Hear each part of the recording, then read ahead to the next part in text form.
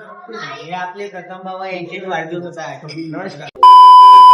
आज मी आलो होतो नागपूरच्या पुस्तक महोत्सव मध्ये, तेवढ्यातच मला इथे झाडावर लटकलेली पुस्तक दिसली.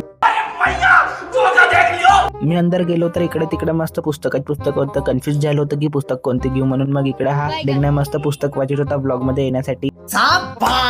इथे जिंदगी बदलने वाले पुस्तक होते. मग तेवढ्यातच इथं अंकित भाऊ आपली जिंदगी बदलवत होता पुस्तक वाचून. तू समझा? नाही तू समझा नाही. हा कार्टून कोणा पाहिला कमेंट मध्ये सांगा बरं. आईसाठी घेतल्या रेसिपीच्या 3 पुस्तका. बोलू नका, फॉलो करून टाका या गोष्टीवर. मग मी आलो हिल स्टेशन मध्ये. मग माहित पडलं की इथे प्रथम भाऊच्या बर्थडे सेलिब्रेट करणार आहे म्हणून. हे आपले प्रथम बाबा यांचेच वाढदिवस आहे. नमस्कार. मग तेवढ्यातच सागरदादानं मारली मिठी. मग आले कोकचे ग्लास. कडक माल आहे. प्रथम भावना केली पेट पूजेची सुरुवात. मग मी गेले एक मिनपट पटापटा निपटवून टाकले सँडविच आणि नूडल. इथं मस्त रिच पेपर सारखा टिश्यू पेपरनं तोड पुसत होतो. एक गांड पे रैप का मारा ना. हा होता काय टेबलच्या सीट. तेवढ्यातच मग प्रथम भाऊच्या केक कटिंग झाला.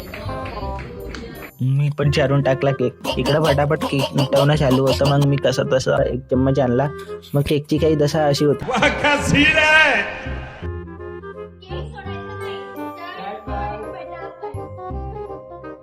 सब क्या देखना पड़ रहा है. तर लास्ट मध्ये सागरदाच्या सोबत फोटो काढून वेदांत भाईंनी बाय केला.